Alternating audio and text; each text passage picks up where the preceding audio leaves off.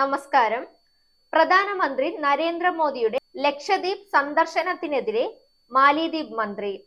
നരേന്ദ്രമോദിയുടെ സന്ദർശനം മാലിദ്വീപിനെ ലക്ഷ്യം വെച്ചുള്ളതാണെന്ന് മന്ത്രി അബ്ദുല്ല മഹ്സൂം മാജിദ് എക്സ് പ്ലാറ്റ്ഫോമിലൂടെ പ്രതികരിച്ചു. ബീച്ച് ടൂറിസത്തിൽ മാലദ്വീപുമായി മത്സരിക്കുന്നതിൽ ഇന്ത്യ കാര്യമായ വെല്ലുവിളികൾ നേരിടുന്നു എന്നായിരുന്നു മാജിദിന്റെ കുറിപ്പ്. മാലിദ്വീപ് മന്ത്രിയുടെ കുറിപ്പ് സമൂഹ മാധ്യമങ്ങളിൽ വിവാദമാകുകയും ചെയ്തിരുന്നു. ലക്ഷദ്വീപ് സന്ദർശനത്തിന് പിന്നാലെ പ്രധാനമന്ത്രി നരേന്ദ്രമോദിയുടെ സ്നോർക്കലിംഗിന്റെ അടക്കമുള്ള ചിത്രങ്ങളും വീഡിയോകളും സമൂഹ മാധ്യമങ്ങളിൽ വൈറലായിരുന്നു. മാലിദ്വീപിന് ബദലായി മറ്റൊരു വിനോദസഞ്ചാര കേന്ദ്രമാണ് ലക്ഷദ്വീപ് എന്ന തരത്തിലുള്ള സോഷ്യൽ മീഡിയ ചർച്ചകളും വ്യാപകമായിരുന്നു. ഇതിന് പിന്നാലെയായിരുന്നു മാലിദ്വീപ് മന്ത്രിയുടെ ട്വീറ്റ്.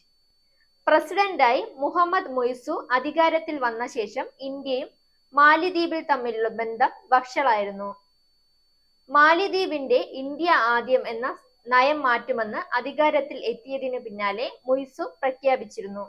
ചൈനയുമായുള്ള സഹകരണത്തിലാണ് മുയ്സു ശ്രമിക്കുന്നത്. മേഖലയിൽ സ്വാധീനം വർദ്ധിപ്പിക്കാൻ ഇന്ത്യയും ചൈനയും ശ്രമിക്കുന്നതിനിടെ മാലിദ്വീപ് ചൈനയുമായി അടുക്കാൻ ശ്രമിക്കുന്നത് ഇന്ത്യക്ക് ആശങ്കയുണ്ടാക്കുന്ന കാര്യമാണ്. രാജ്യാന്തര നാണയനിധിയുടെ റിപ്പോർട്ട് പ്രകാരം മാലിദ്വീപിന് ചൈന $1.3 ബില്യൺ കടമായി നൽകിയിട്ടുണ്ട്. മുയ്സു അധികാരത്തിലേറി അടുത്ത ദിവസം തന്നെ ഇന്ത്യൻ സൈന്യത്തെ മാലിദ്വീപിൽ നിന്ന് പിൻവലിക്കണമെന്നും ആവശ്യപ്പെട്ടിരുന്നു. Zag news, Thiruvananthapuram. നേരിന്റെ വാർത്തകൾ നിങ്ങളുടെ വിരൽത്തുമ്പിൽ എത്താനായി സാഗ് ന്യൂസ് ചാനൽ സബ്സ്ക്രൈബ് ചെയ്തും ഷെയർ ചെയ്തും ഒരു ശരിയായ മാധ്യമ നിലപാടിന് നിൽക്കാൻ ഞങ്ങൾ നിങ്ങളെ ക്ഷണിക്കുന്നു.